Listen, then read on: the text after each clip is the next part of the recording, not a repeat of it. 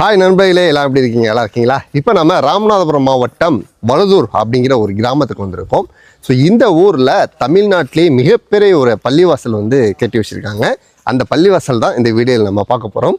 வாங்க போகலாம். Okay, so இப்போ வந்து வழுதூரில் இருக்கிற இந்த பள்ளிவாசல் வந்து கெட்டினது யார் அப்படிங்கிறது நிறைய பேத்துக்கு தெரியாது. பள்ளிவாசலை கெட்டினது வந்து பார்த்திங்கன்னா வசந்தா கன்ஸ்ட்ரக்ஷன் பிரைவேட் லிமிடெட். அண்ணா எப்படி இருக்கீங்க? நல்லா இருக்கேன். உங்கள் பேர்?